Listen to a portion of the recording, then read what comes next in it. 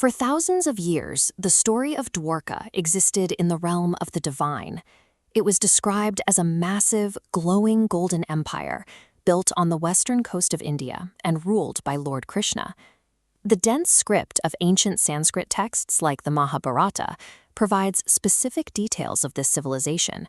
These records describe a metropolis built with complex city planning, featuring massive gateways and wide royal roads.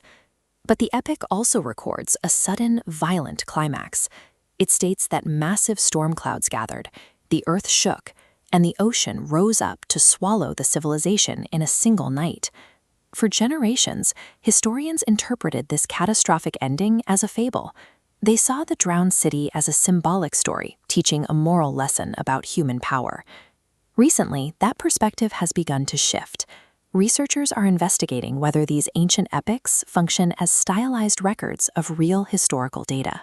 That investigation points directly to this geography, the coast of Gujarat, where the empire once stood. Marine archaeologists scanning the ocean floor just off the shore discovered something that standard geological models could not explain. They found a drowned anomaly spanning several miles. While this region was once considered a total archaeological void, these ruins provide the first physical evidence that aligns with the 7,000-year timeline described in the legends. To map the dark waters, scientists deployed deep-sea research submersibles equipped with modern sonar technology. This underwater photograph shows the discovery: flat stone blocks arranged in geometric patterns on the seabed. Look at the sharp right angles cut into these blocks.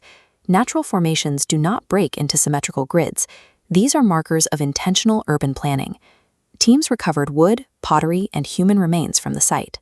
Radiocarbon dating placed these artifacts thousands of years in the past, confirming the existence of an advanced society long before it was thought possible. The ocean floor yields measurable proof.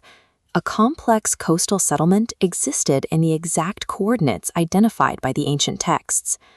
Identifying the ruins is only the first step. The mystery remains. What natural force could sink an entire metropolis instantly? This map shows the region's tectonic profile. The Gujarat coast sits near active offshore fault lines, highly susceptible to seismic stress. When an underwater fault slips, it displaces the water above. This generates a massive wave, gaining destructive force as it moves toward the coastline.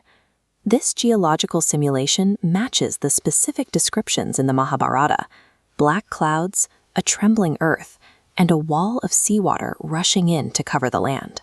The destruction of Dwarka aligns with the scientific signature of a massive coastal earthquake and a localized mega-tsunami.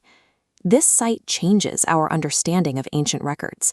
It suggests that these texts are not just poetry, but the ancestral memories of a devastating collective trauma.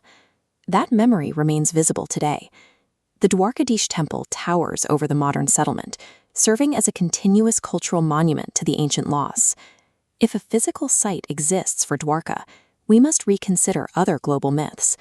Other vanished cities may be waiting to be found at the bottom of the sea.